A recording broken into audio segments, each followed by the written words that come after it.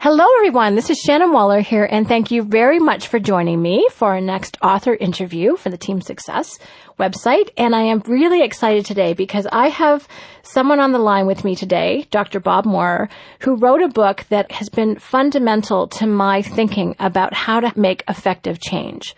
And since really great teamwork has to do with how you handle change and how you deal with it, whether you embrace it, how you're effective with it, this book and this thinking for me has again been absolutely crucial and vital to my success. So I use it a lot. I recommend this book constantly, and I am more than delighted to have Bob on the phone. So Bob, thank you very much for joining me today. It's my pleasure. Great. So just before we jump into the conversation, because I have a bunch of questions I'm going to ask, let me introduce you to a little bit of Bob's background. So Bob is an associate clinical professor at the UCLA School of Medicine, and we're going to hear a few stories about that, as well as at the University of Washington. He's also a behavioral health instructor at the Canyon Ranch Health Spa in Tucson, Arizona, and runs the Science of Excellence, a consulting firm. So he is a very busy guy. He's about to commute out after this call, as a matter of fact. And Bob, I really appreciate you taking this next 60 minutes to talk with us because in our previous conversation and from reading what it is that you've written, you have such a practical way of approaching something that most of us really struggle with. So I'm excited to share that with everyone who's listening today. Thank you. You're welcome. So the title of the book that I recommend all the time, the one that Bob wrote, is called One Small Step Can Change Your Life, the Kaizen Way. So it has to do with making changes. And one of the key things in the book is a distinction, Bob, that you make about how people make changes. So can you elaborate on the two ways? Because I think most of us are familiar with making big sweeping changes, but a lot of times you're recommending that what we do is actually something radically different. So can you tell us what that is? Sure. Just to give you a little preamble, the way that I came across this idea of there being more than one strategy for change was a research project that I was leading at UCLA for about 15 years, where we were collecting studies from around the world on people who were succeeding in their work, their health, and relationships, whereas almost the entire success research focuses just on your health or your relationship or your work. There were about over 24 studies that had followed people anywhere from 15 to 70 years. Wow. See what allowed people to sustain their excellence in all three areas. And one of the things we found is that these people had two strategies for change, whereas most of us had one. And so the strategy that we are all most familiar with living in a Western culture goes by the name of innovation, which we define as taking the largest possible steps to accomplish a large goal. Mm-hmm. And of course, innovation is good. If I ask you to list all the things you want for yourself, your family, your organization, why would you wait 1 minute longer than necessary to accomplish it? If you can take big steps and accomplish big goals, that's all the better. But as everyone has lived long enough to discover, sometimes those big steps lead to big falls, and sometimes the price of that fall is more than we ever bargained to pay. Mm-hmm. So we found successful people would consider a second strategy, which goes by the name of Kaizen. Now, Kaizen has two definitions, but the one that we're most interested in terms of change is making very, very small steps to accomplish a large goal. So innovation, the largest possible steps to accomplish a goal. Kaizen, the smallest, most trivial steps to get to that same destination. And what's so striking, so contradictory to common sense and common belief is that it's hard to believe these small steps can get you to the same destination, sometimes even faster than the big steps will. Well, and I love that. I love the fact that, it doesn't have to be this big thing you have to gear up to do, like completely change your diet, go through your cupboards, throw out every piece of sugar, if you want to be healthier. I love the fact that there's small steps you can take, but as you said, sometimes it does feel trivial. So why do small steps sometimes work far more effectively than big steps? What's the mechanism at work there? Well, what can happen and often does happen when people decide they want to make a big change, like the examples you gave, someone decides they want to lose all the weight as soon as possible. They want to find the person of their dreams and be married by the end of the year. They want to get rich and have a breakthrough product or service yesterday. The bigger the steps, the more it triggers a place in the brain called the amygdala. The amygdala is a very small, about the size of an almond, part of the midbrain, and it deals with the most powerful and basic emotion of the brain, and that's fear. And what happens when you decide you want to take a big step is the amygdala wakes up. And so sometimes it wakes up in the form of where you become frightened.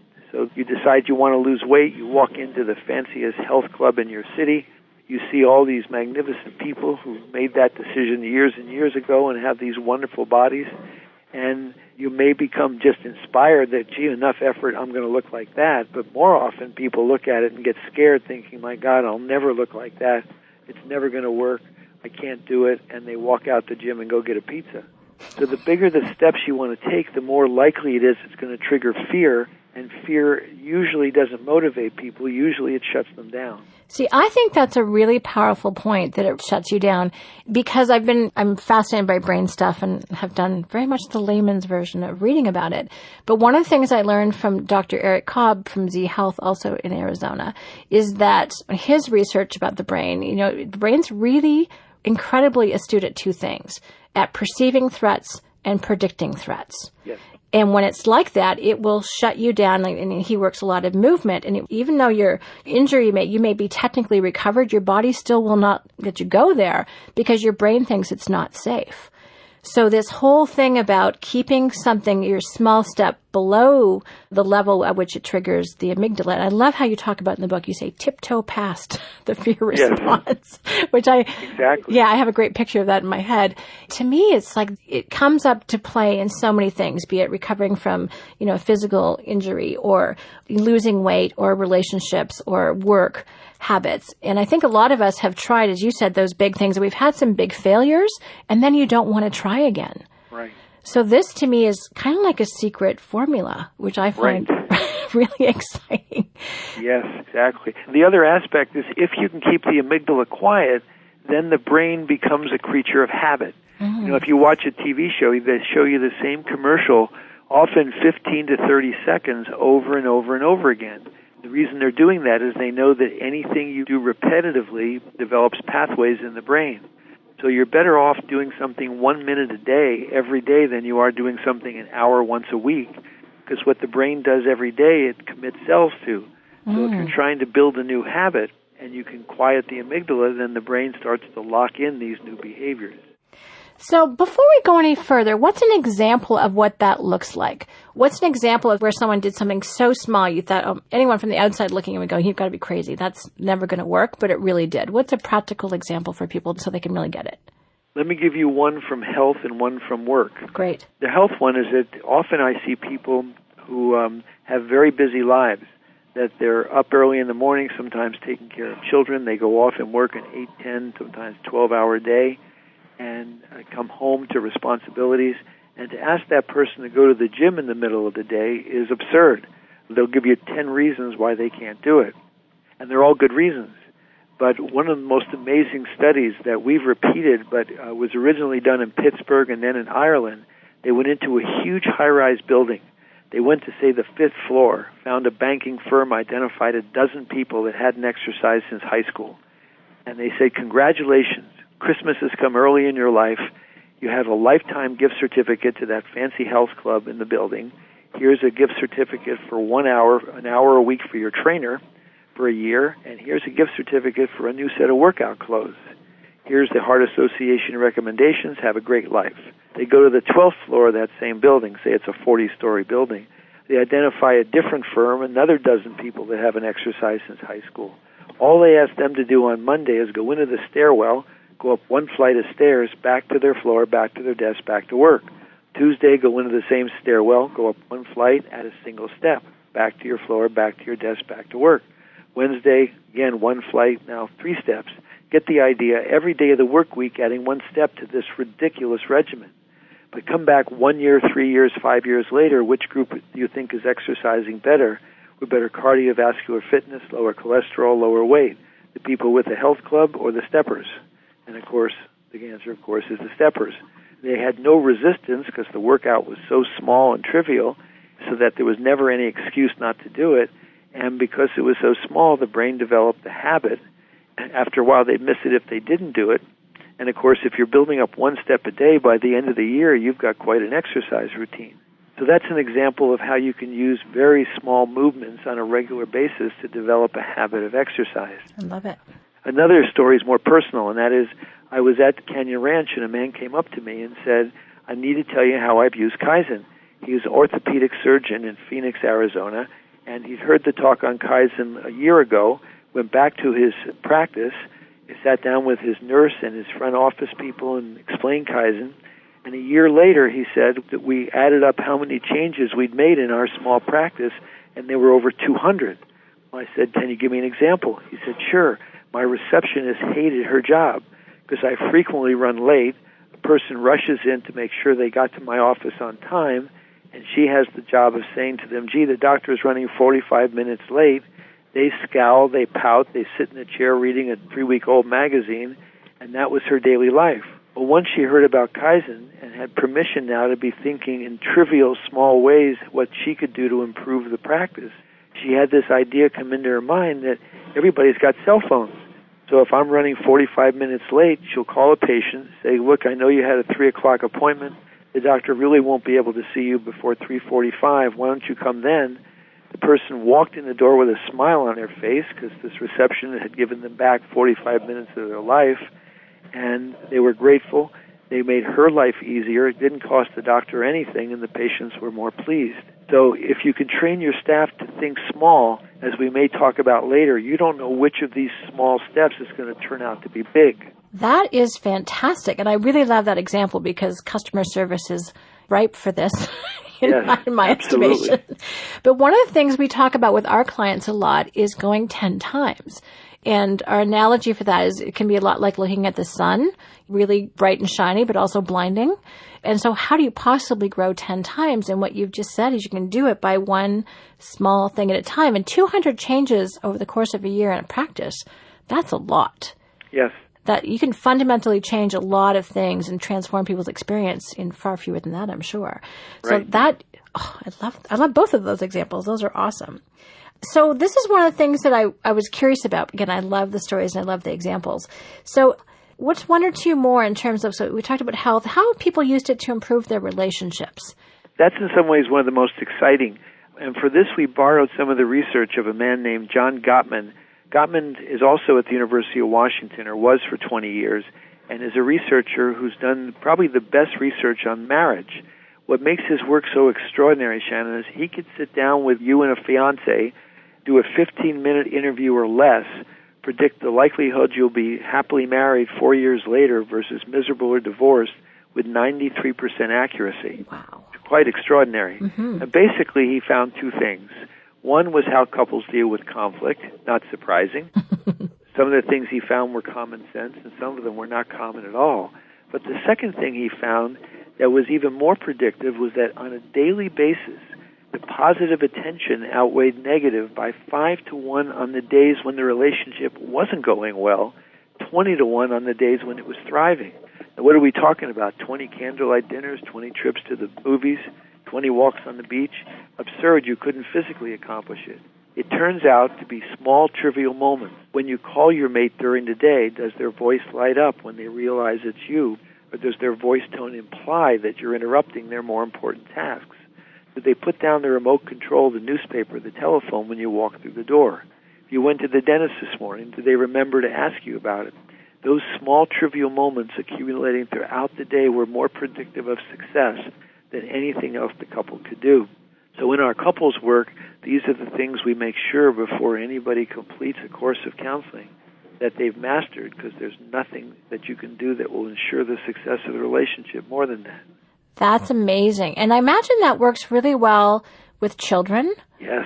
As well. I mean, how powerful for kids, because it's paying attention, really. Exactly. And it doesn't take much other than, as you said, putting down the remote of the newspaper. Exactly. Also, we found the research applies in the work setting as well. Many of us have had the experience to have a boss walk by us and not even make eye contact. Mm-hmm. We're hoping it's just because they're preoccupied with some other issue and not because they're getting ready to criticize us. Having a supervisor remember you were on vacation and ask you how it went, or ask you about your child or your spouse with their first name. Those kind of small things can really build loyalty and teamwork. Mm-hmm. To me, that seems so simple and so easy. I'm smiling as you're talking. It's like, oh, yes, I could do that better. Or sometimes I'm thinking, oh, I wish someone else would do that better, to be perfectly honest. So this is why I'm such a fan of the book. So that's really interesting. Now I'm going to switch tracks for just a moment, because I think when people hear about Kaizen, at least I tend to think of Japanese companies, and I tend to think of it in a very other side of the world context. So can you explain how that connection works? And I love how we brought it back to this way of thinking, but also I know people are familiar with it from a different context. So you're asking me about the history of it? Yeah. How it got started? Well, we believe it's an ancient Asian philosophy. You know, that old saying, the journey of 1,000 miles begins with a single step. Mm-hmm. But we've not been able to uncover any evidence that it's been used systematically in any Asian culture. Although the Asian cultures have an emphasis on small contexts, for example, the bonsai trees or the cloisonne, these tiny, tiny steps to build something beautiful. But we don't think it was used systematically until the beginning of World War II, when, as you know, the United States, Canada entered the war very suddenly, and all of a sudden they had to begin ramping up to build high-quality military equipment. There was very little human resource because they were all off being trained as soldiers. There was almost no money. So a man named Edward Deming and his colleagues began training people all around the country who were working in these factories to look for very, very small ways that they could improve the process or the product. And much to their surprise, these small incremental steps led to the highest quality military equipment. They called it training within industries. Well, after World War II, we were the only industrial giant standing. People were buying our cars and our refrigerators, no matter how we built them. But the Japanese had been impressed, obviously, with our military equipment, and they invited Dr. Deming and others over to teach them how to use this. And firms like Toyota, Honda, Fuji embraced this idea for two reasons. One, that idea of small steps was very compatible with their culture, and of course they were building out of rubble, and so small steps were all they could do. And again, out of these small incremental steps, they built some of the highest quality products in the world. Toyota calls Kaizen their soul. So they took it and gave it their name. If you don't mind, I'd like to jump in and talk about Toyota for a minute. Sure. Because Toyota is really the poster child for Kaizen. There's not a company in the world more associated with it than Toyota. And yet your listeners may be having a skeptical thought, and deservedly so, because Toyota had over 20 million recalls and some very well-deserved bad publicity. So if your listeners are thinking, you know, if this is such a good idea, how did Toyota make such a mess of things? Well, the information we have starting in 2002 is the people that took over as the new management of Toyota said it's not enough that we're building the highest quality cars in the world. It's not enough that we're building the most profitable cars in the world. They had $25 billion in their savings account at that point. We now want to be the biggest car company in the world. And they began breaking ground on 14 factories around the world simultaneously without the engineering support or the suppliers being trained in Kaizen. And all of a sudden, within the next 3, 4, 5 years, they started having all kinds of quality problems. So in some ways, Toyota remains the poster child for Kaizen because when they embraced it, it helped them become extraordinary. They reached a point where Consumer Reports magazine didn't even test the cars. They just automatically recommended them. And then when they abandoned Kaizen, beginning around 2002, 2003, is when they got themselves in trouble. So that really is the proof in the pudding then. So when they lost the plot, they kind of proves that Kaizen works or doesn't work. Well, it works. Exactly. And if you don't use it, it really was dysfunctional for them. Sure. I just want to take this, I love the business example. And one of the things, as you know, I am super passionate about is teamwork, especially entrepreneurial teamwork. And one of the things I find so fascinating is that, as I said at the beginning, entrepreneurs love big innovations, and the small, trivial things often feel painful to go and do. But I really see a ton of applications for how small entrepreneurial companies can have a really big impact. In fact, they already are, and it probably is because, and oftentimes they're smaller, and they can have better communication. So I can definitely elaborate on this, but what are some of your thoughts about how really effective companies, other than just the big ones, but small companies, can effectively use Kaizen?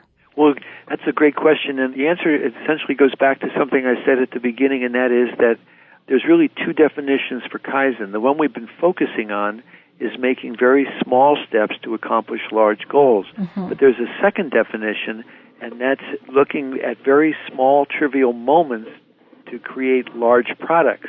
Let me give you a list of companies that essentially were birthed by Kaizen, and I'll let you decide which of these you want me to talk about.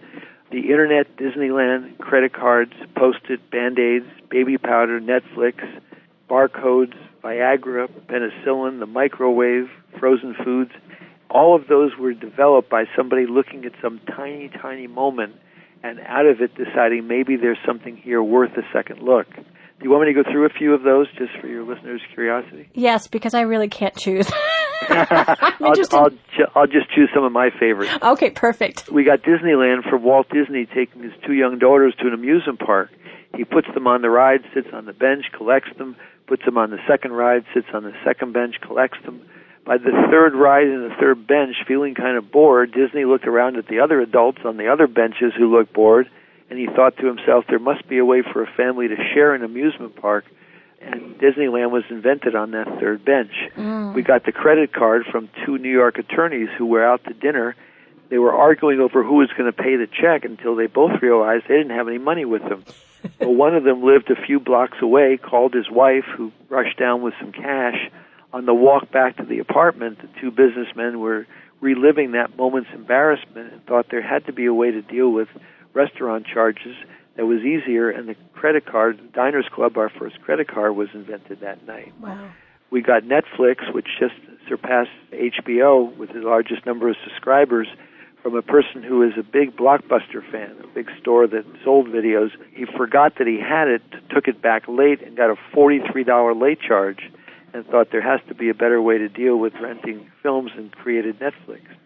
Barcodes, which have revolutionized almost every business, from somebody trying to help grocery stores with their checkout process, thought there had to be a way to speed it up, could not figure out what to do.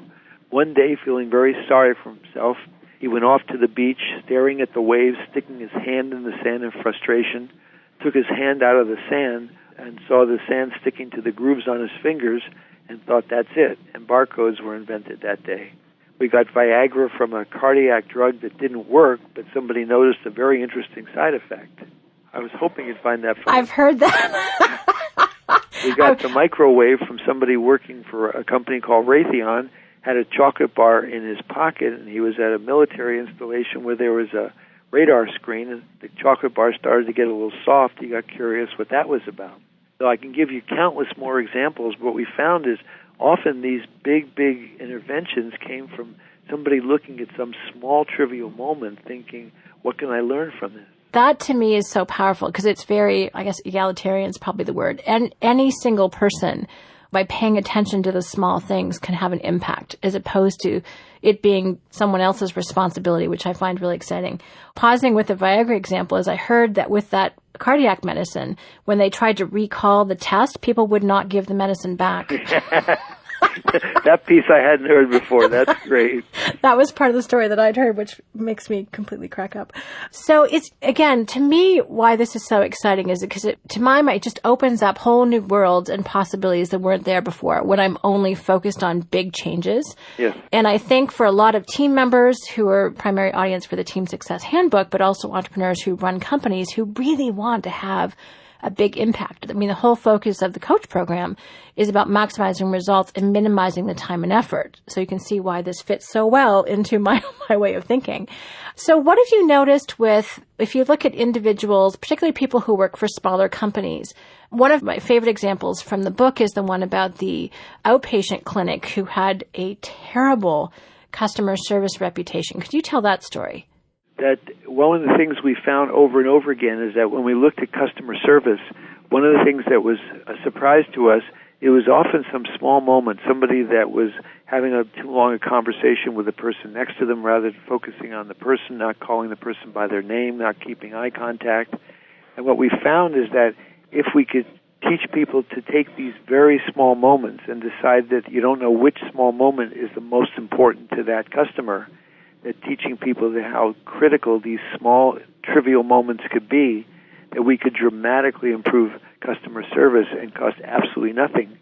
And we found this over and over again. If you think about it, what makes companies stand out often is the quality of their service. Amazon wasn't the first company to sell books on the Internet. They just did it more efficiently than anybody else. Zappos, the shoe company, isn't selling any product that's unique. It's just the quality of the way they go about it that makes people loyal. I'm a huge fan. That's what's so impressive. It's that paying attention to those small things. One of the things I thought was just genius about the book was how you talk about 3 different things. I want to drill into each one of them because I think people get even more of a sense of it. You talk about small questions, small thoughts, which is mind sculpting, and small actions, and small problems. We're a big fan of questions. I mean, our coach program is really all about asking questions versus giving answers. But what are some examples of small questions, and why are they so impactful? The idea of the small questions actually came from Deming, because again, when Deming came over to work with Toyota, they were literally building out of rubble. So asking these people to think big was ridiculous. So what he did, and we now still believe to be true, is in some ways the brain, of course, is just like a computer, which isn't surprising. The brain invented it. But in some ways, the brain and the computer are very different. For example, if you sit down at the computer in front of you and try to print out the lottery ticket, you're not going to have any luck because your computer doesn't have the software hardware for it. It'll just say error and give you that funny ding. The human brain isn't that smart. Any question you ask repeatedly, the brain is compelled to pay attention to. The way I demonstrate this, if I'm doing, say, a 5-day program in a hotel, is I say to people on Monday, how many of you drove here today? Everybody raises their hand. I say, can you tell me what color car is parked 2 cars to the right of yours in the parking lot? And they look at each other like, where did they find this guy? But at the same time, they have to admit they have no idea. So on Tuesday, I ask them that same senseless, useless, pointless question. They still don't know. By Wednesday at the earliest, Thursday at the latest, driving into the lot at the hotel with far more important things on their mind, a place in the brain called the hippocampus, which is where we store memories, will say to that person, that fool's going to ask you again about the color of the car, and you're forced to store an answer in short-term memory. The brain cannot reject a question. So if you just ask a question repeatedly, the brain has to pay attention to it. Now, the trick is, going back to our initial conversation about fear, if you ask big questions, how am I going to lose all this weight by the end of the year? How am I going to find a breakthrough product by the end of the month? The bigger the question, the more it triggers fear. And the way the brain was designed is that the more frightened you are, the less thought you have available to you. The cortex, the thinking part of the brain, shuts down. We've all experienced that, say, with test anxiety. The more afraid you are, the less you remember. Then you walk out of the test, and all of a sudden, the right answers come back to you because the amygdala is now quiet. So if you can ask a small, trivial question daily without any pressure or urgency behind it, so the amygdala stays quiet, the brain begins its own Google search. Now, it's less efficient than Google, but the questions you're asking are more profound. Just to show you the power of this, the last numbers we have are actually about 10 years old now. Because, let me back up, what Dr. Deming did is he simply asked each Toyota worker to ask themselves a question each day. And the question was, what small, trivial step could I take that may improve the process or product? Just ask the question. And again, because it was small, it wouldn't trigger fear. And because it was a question, the brain would be compelled in its own magical way to start popping out answers. And just to show you the power of this, I started to say in 2002, 2004, we had the numbers from Toyota and several other car companies. The average U.S. car company, General Motors, Chrysler, Ford, the average employee was making 3 suggestions every 2 years to their employer. The average reward was over $400 per suggestion.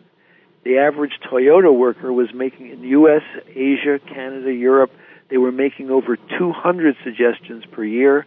Average reward was less than $4. Wow. Now, Deming preached repeatedly that people needed to be paid fairly for their labors. If you're not doing that, all bets are off. But beyond that, he thought big rewards were a terrible idea. And all the research since then has confirmed that. Because if you think there's a big reward waiting for a big idea, what are you looking for? Of course, big ideas, missing many small ones that may turn out to be big. And if I think there's a $400 reward and you're standing next to me on the assembly line, what are the chances that I'm going to say, look, I've got this idea I'm going to send up to management, but before I do that, what do you think? Chances I'm going to do that are pretty remote, whereas for $3 or $4, the chances are you're going to bounce it off the people along the assembly line. Toyota bragged to us in 2004 that they could use over 80% of the over 1 million suggestions they were getting from their workforce worldwide. Wow. And we asked them, what do you do with the 20%, the ones that are really kind of haywire? They said, those are the ones we like the best. Because if we're getting a really bad suggestion from somebody, we know we haven't trained them right. And we get to retrain them before they create a mess for us. So they make good use of the small bad suggestions they got as well. That's advanced. So to go back to your question, so if there's something in life that you want, like you're not sure what you want to do for your next career, or you're not sure what product or service needs to be what you're going to focus on, if you have the patience and kindness to ask that question once or twice a day without demanding an answer, again, so the amygdala stays quiet, the brain starts to pop out answers. Because all of us have had the experience where you're putting on your makeup, you're shaving, you're in the shower, you're driving to work, and you get a solution to a problem. How did that happen? Well, you started asking a question, and the brain in its own magical, mysterious way went about looking for answers and popped it out on its schedule, not ours. That's fantastic. That's interesting to me what you talk about with the contrast between the American car companies and Toyota and the volume of suggestions and the payout. The idea of small rewards, I think, is really interesting, both because, as you said, you're not likely to check it out with someone else if you might be losing out on $400. But there's also, it just feels so much less risky, and it's high volume, and people have access to the small things around them. Everyone knows in their job at any one moment what bugs them. You know, what takes like an extra click here or an extra 5 minutes here. Everyone knows the efficiencies because we have to kind of consciously ignore them every day. Yes. So I like that because to my mind, it's just so much easier and accessible and concrete and right in front of you than some of those big ideas. But exactly. Is there anything else about small rewards? Because I can hear some people's ears perking up as I say that. What is a good amount for a North American worker? What is an amount that actually makes sense? And how would an employer ask this question? You know, the answer is kind of mind-boggling to your listeners, and that is the studies we have from Japan, where the suggestion plans are much more sophisticated and long-standing than ours, is that if you eliminate the rewards, you get more suggestions. Right. That's kind of mind-bending. But again, the caveat is people have to feel they're being financially compensated fairly for their labors. If that's not happening, then you're not going to get the answer. But what Kaizen does, once you build it into a culture, is that people come to work every day thinking, what could I do to improve the experience for the customer? Because again, the key to Kaizen isn't just small steps, but small steps that have to be in service to the customers. So a lot of times consumer magazines will tell you which potato chip owner, manufacturer, is now giving you the same size bag of potato chips with fewer chips in it. You can call that what you want, but it's not Kaizen, because Kaizen is always, what can we do to improve the product and reduce the cost and increase the quality for the customer? So what happens in a Kaizen culture is you eliminate any resistance to change, because people assume that every day they're looking for how they can improve something about the job. Now, go back to something you just said a few moments ago. What usually sparks Kaizen suggestions is people have some frustration, like the receptionist. So people want to be proud of what they're doing, Deming preached. People want to feel part of their organization. People want their job to be as efficient and without struggle as possible. So if they're looking at what's not working, thinking, what could I be doing or we could be doing that would improve the process, then you're going to get creativity on a daily basis. That, to me, is very exciting. Two other points that came to mind for me. One is that the Kaizen culture, that small step way of thinking, well, it's really talking about intrinsic motivation versus always relying on extrinsic motivation. Exactly right. Yeah. And part of that intrinsic motivation, for me, it certainly is in our culture here at Coach, is that you're living in at least a work environment, hopefully a home environment too, where it's focused on improving value. It's focused on making things better. It's creating new things. It doesn't have to be giant. It can be small.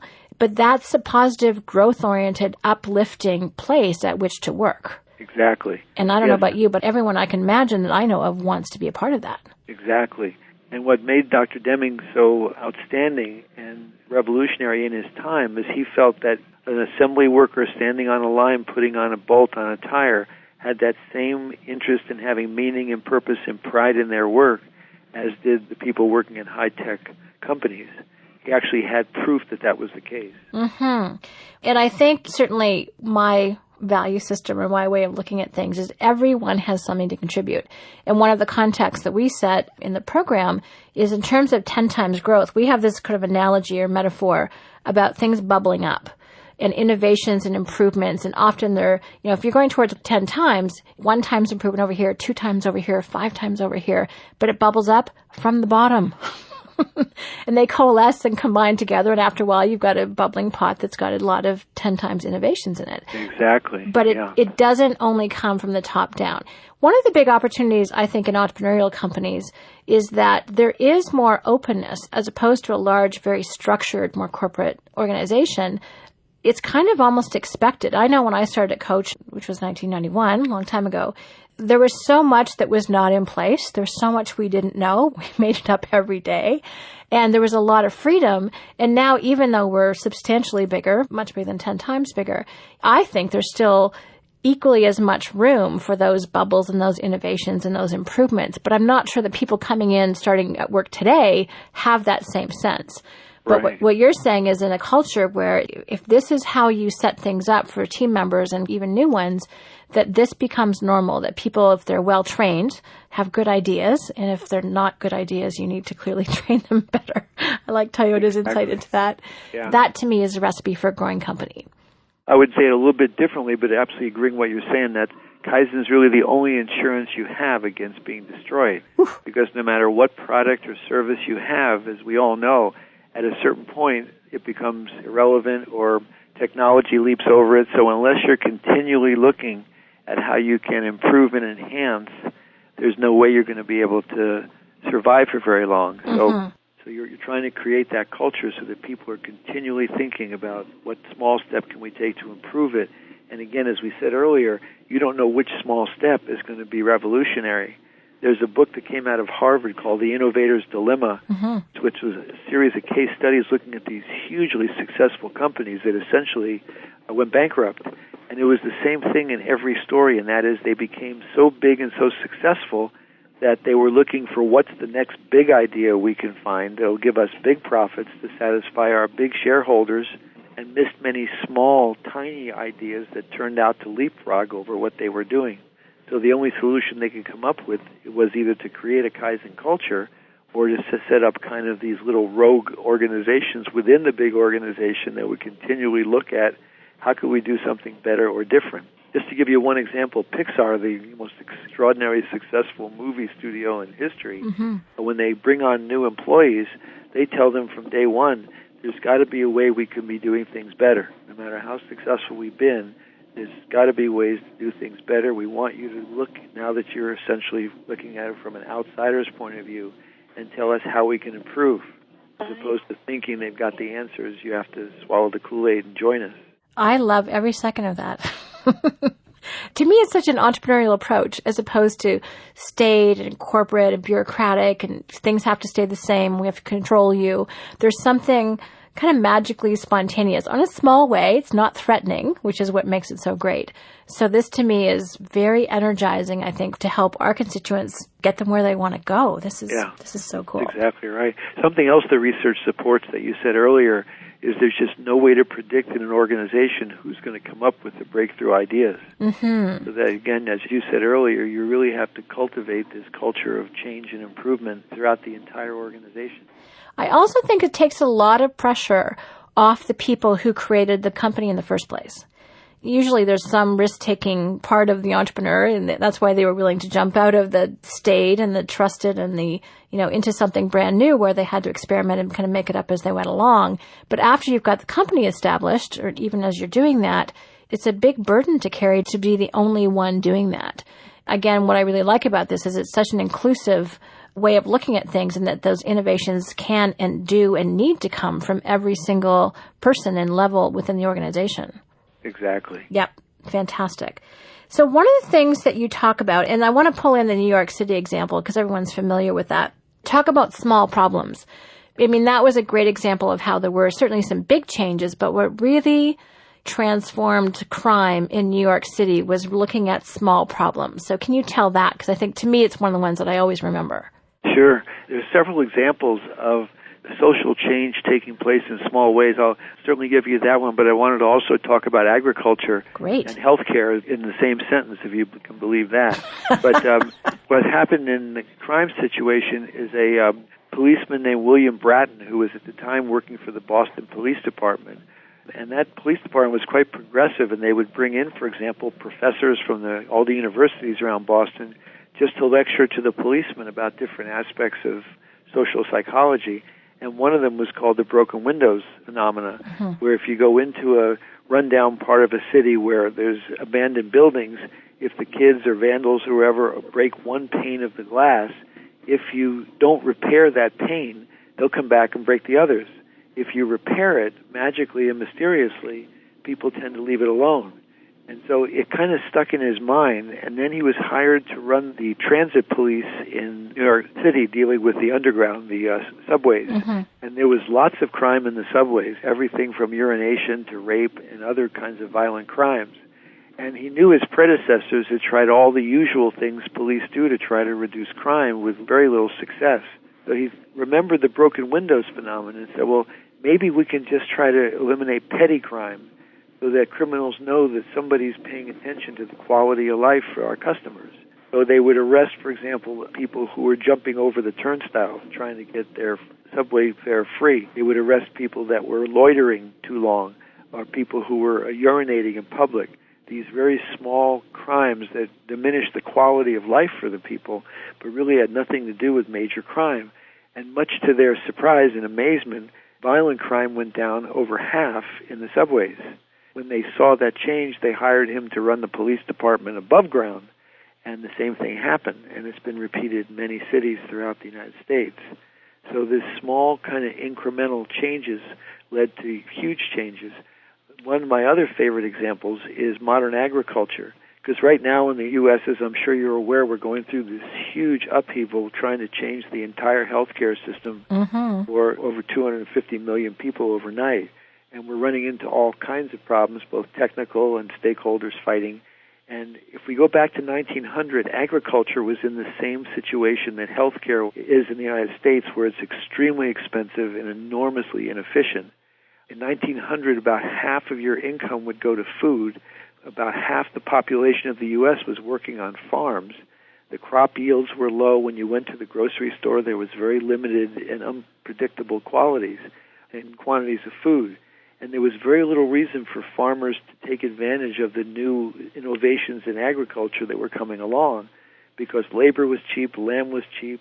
They had very little incentive to make any changes because they were doing fine. Well, the Department of Agriculture in the U.S. sent one man to one town in a small part of Texas. He found a farmer that had 800 acres, asked the farmer if he'd turn over 70 acres just to these newfangled scientific methods that were available. At the end of the year, the farmer had $700 more than he had the year before. So he was sold. The other farmers at breakfast heard the story, and they began copying him. They sent another agricultural worker to Texas, another one to Louisiana, and one small step at a time, they revolutionized the agricultural system, so we now spend a fraction of our income on food, and 2% of the population works on farms. So when we have big problems, we think we need big solutions, but often small steps allow us to make changes without the huge disruptions and resistance on a societal level that we see when people try to change their weight or their relationship or their work situation overnight. So what would your prescription be for the healthcare crisis? Because I know some people are going to want to know your answer to that one. If I was in charge, what I would do is whatever system they want to come up with, because unfortunately, as you know, there's better systems all over the world, including the one in Canada. So it wasn't like the United States had to invent anything. If they just took the best of what was happening in Canada, Japan, and Germany, and other countries that were spending much less on their healthcare system and getting dramatically better results, if they just copied what they had, would be better. But the other answer within our framework of Kaizen, if they took, for example, one state, or just took, say, 100,000 federal employees and worked out the kinks, worked out the technology, saw what worked and what didn't work, and then slowly began incrementally implementing it, people would actually be demanding it because it was working in one group of people. Why can't we have it? Mm-hmm. So all of a sudden, the citizens would become stakeholders in a system that right now they're just being tossed back and forth in. That, to me, is a very entrepreneurial approach.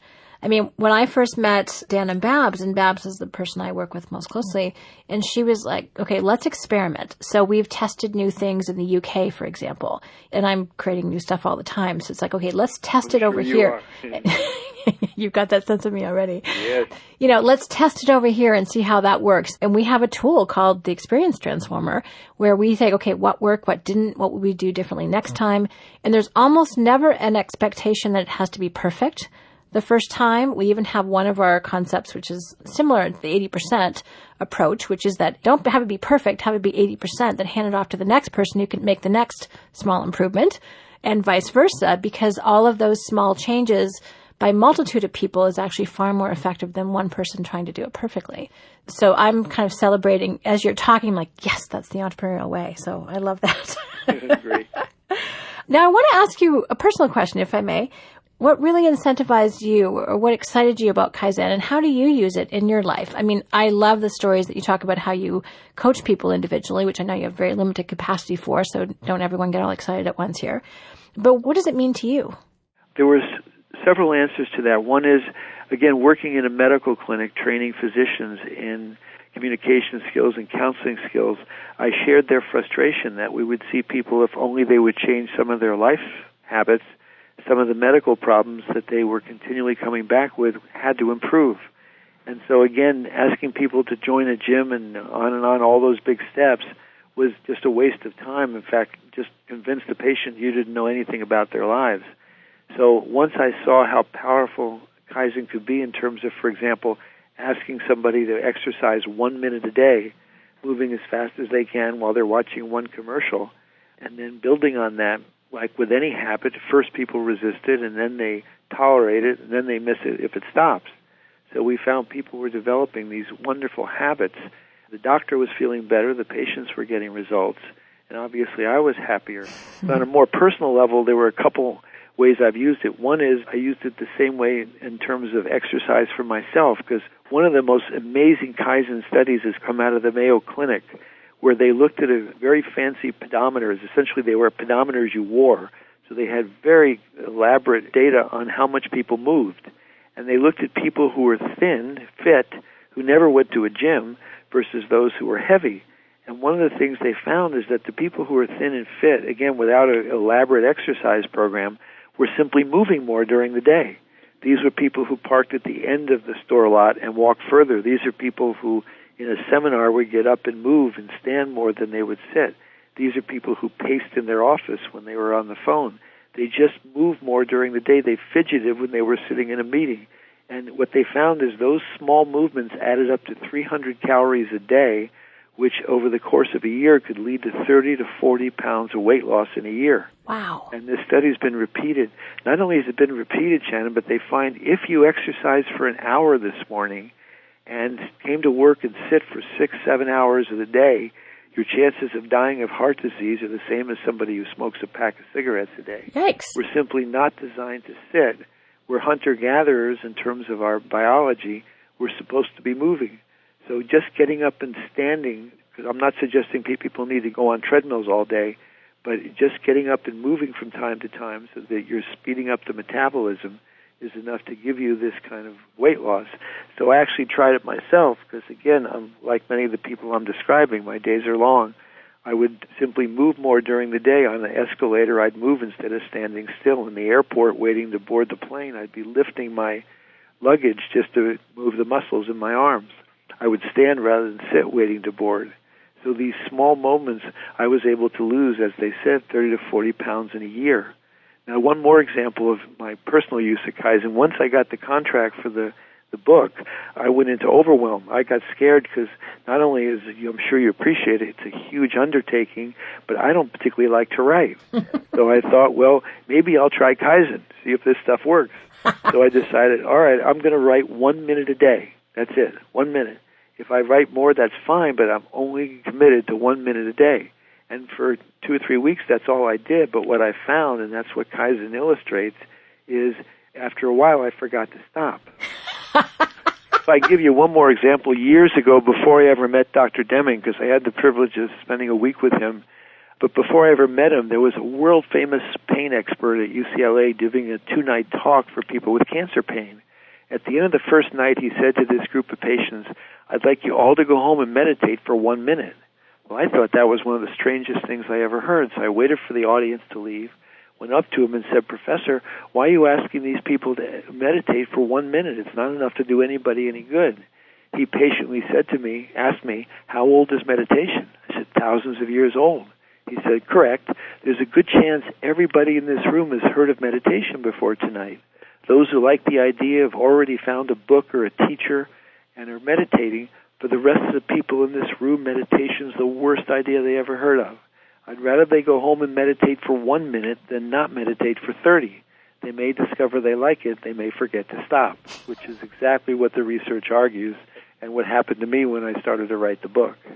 The whole thing about forgetting to stop is A, funny, and B, so true. Some of the examples, I'm going to ask you for some more in just a moment, but it's like floss one tooth. Which just, if I can get my kids to do that, this would be a good place to start. People laugh. It's ridiculous, isn't it? It is. But if you can do it at the end of a month, what do you have? Besides one clean tooth, you have a habit of picking up that silly string. And I think that's what people really need to appreciate. And something even, let's just take flossing your teeth. It doesn't involve one step. There's taking time, making sure you've got the dental floss, pulling it out of the drawer, getting the string, doing the teeth, rinsing, all the other stuff. And even just breaking it down into smaller pieces and doing a little bit of it and getting that, as you said, into the track of your brain, that after a while, it's pretty easy to get going. Right. That's actually a habit I've worked on before and after I've talked to you. And it was one of those things where even those nights where I'm way past my bedtime, I'm really tired, I want to go to sleep, and I'm thinking about skipping it. But like, no, just make sure I do a couple of teeth. And then guess what? Once I'm there, do the whole thing. Right. If I can just talk myself into a little bit, then the rest of it is actually habit. And all those things that are habits are things we don't have to think about. It's exactly. Changing from old habits to new habits, and we like to talk about unsuccessful or successful habits rather than good or bad. That's how you do it. You do a really small little bit first until it becomes an unconscious competence, to use that term. Sure, exactly. I could talk to you all day, but I have a couple more things I want to grab from you before we wrap up. This is very educational, by the way. I love it. One of the things that you talk about that I want to make sure people don't miss is the importance of early warning signs and blind spots. And I thought that was a very insightful part of the book, that sometimes we know better, but we ignore the small warning signs. So can you talk about that? Sure. This was a Kaizen part of the research we discovered when I read a book called Managing the Unexpected by a man named Carl Weick, W-E-I-C-K. And the book is a summary of 15 years of research on what they called high-reliability organizations.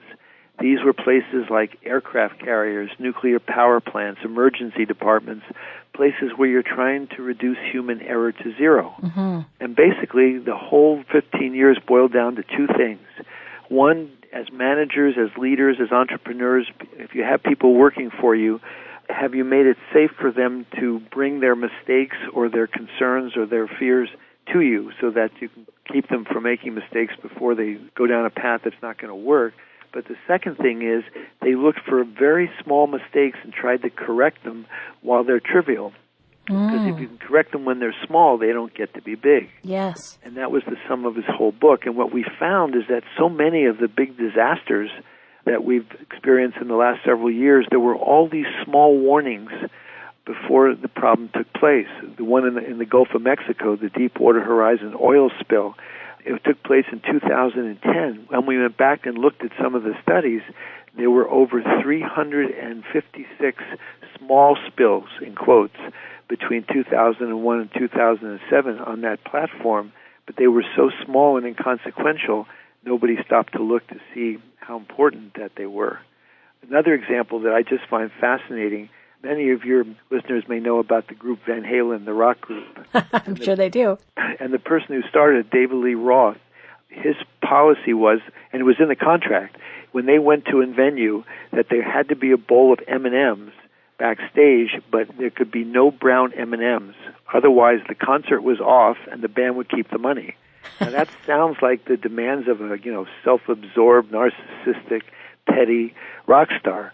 But it turned out it was really quite a different process. And that is, he was going into much smaller venues than most people would. These weren't huge cities like Toronto. They were going into smaller cities. They'd pull up with 18 trucks where most of these rock groups had only 3. The programs were very highly technical, and there was lots of ways that things could go wrong. And if he went backstage and saw a brown M&M in the bowl, they would now go back and check everything else they did, because they figured if they couldn't get the M&Ms right, they weren't going to get the more complicated things right. That's brilliant. Yeah. To give you a more painful example, the Columbia disaster, the space shuttle that took off and destroyed, the reason why they believe it blew up was that a piece of foam came off the wing when it was on takeoff. Well, that foam had come off the wings on 7 previous shuttles. Now, the first time it happened, they were a little concerned, but it didn't seem to cause any problems. Second time, they were still a little bit concerned, but after all, the first time there was no problem. So by the 7th time, they figured this was normal, and of course, they ran out of luck. Mm-hmm. There's a way of explaining this that I talk about in terms of our personal lives. If you think back to some big mistake you made in your life, some mistake you would have given anything not to have made, if you think back over that, let me tell you a story that'll seem like it's 100 miles away, and that is when Dr. Deming and Toyota decided they were going to rebuild, they decided the assembly line was never going to be the same again. Because up till then, everybody built cars the way Henry Ford did, and that is it went down the assembly line, you're putting on the right tire, I'm putting on the back tire, and at the end of the assembly line, a dozen quality control people went over the car. And some of us with gray hair are old enough to remember it didn't matter how much you paid for a car, you still took it back a month later with a list of things that had to be fixed. Well, Deming said never again. They put a cord at each step of the assembly line. You're putting on the right front tire, you notice scratches on the fender. You pull the cord, stops the assembly line, down comes the supplier, up comes the engineer, and they try to fix it right there. You start up the assembly line. I'm putting on the right back tire. I see the leather seems to be fading, and the car hasn't even left the line yet. I pull the cord. Same thing. Everybody thought it was ridiculous. How can you mass manufacture a product when you're stopping it every few feet to fix it? Well, it turned out to be the most efficient way to build cars, to correct these small mistakes as quickly as you could. Now, just to go back to what I was saying before, think back to that big mistake you made in your life, the one you would have given anything to have avoided. Were there not small little signs along the way that things weren't going exactly the way we hoped? We were so much in a hurry to get to the end result, the relationship, the business partnership, whatever it was, that we were ignoring these small signs that things weren't exactly what we were wanting or needing. That is so true. I mean, I have those conversations. People are in partnerships, and I thought of relationships as the first thing when you were talking about some situation you wish you hadn't gotten into. I'm like, oh, I should have known better. Yep, and that we had small signs that there were red flags, but we were too much in a hurry to get the goal. Yeah, and the other thing is, just to tie in what you were talking earlier, everything about Kaizen is to improve, for example, in business, the client experience. Yes. It's always to make things better. So there's a standard implied in that. And I think that's one of the things that I know I'm always reminding people of, is that you have standards, and when you ignore or you don't give enough weight to the fact that someone's not living up to your standards or resisting your standards or rejecting them, that is a giant clue to pay attention to. And if you don't pay attention to it now, there will be a big disaster down the road that you will really resist having to pay for because you should have known better. So I could not agree more. If I could just give you one more example from business. This is a quote from Fortune magazine. Quote, "It's easy to believe that Jeff Bezos is one of the great innovators, but that's not exactly the case. His rise into Fortune 500-dom actually has little to do with innovation and more to do with iteration. If anything, Amazon demonstrates how a cutting-edge internet company of all things can succeed slowly. The trick is to take 1,000,000 tiny steps and learn quickly from your missteps," unquote. So. That is a fabulous way to wrap up. Awesome. I'm going to ask you one little amuse-bouche, just one little thing. What is your number one way for someone who wants to change, to have better health? What's your favorite health tip in terms of a small step? Can I give 2? Yes, you may. The first one, because exercise is so important for almost any kind of health improvement, is to either be exercising 1 minute a day, again, moving in place as fast as you can, in front of the TV or whatever, or to do those small things during the day, get up and stretch, move around your office, pace, park further away, those kinds of small steps, so that you're trying to recover the habit of movement. If you think about it, what was our favorite part of school when we were a kid? Recess. Recess. We couldn't wait to get out and move our bodies. Now we pay people large sums of money for the privilege. And not because we really need the fancy equipment, but because we've lost that ability to find pleasure in movement. So if I can recover that just by stretching or getting up and moving around a little bit or taking a walk if I can for 2 minutes, then the body will recover that habit. So that's one. And the other is something you mentioned earlier, and that's mind sculpture. If you close your eyes and, for example, see the plate of food with, a huge helping like you get in most restaurants, and imagine, just picture yourself looking down at the plate, slowly eating a third of it, and then giving it to the waiter to wrap up the rest of and just picture that. And if you do that again, like an advertisement, 15, 30 seconds a day, with enough repetition, the brain gets the idea, that's what she wants me to do.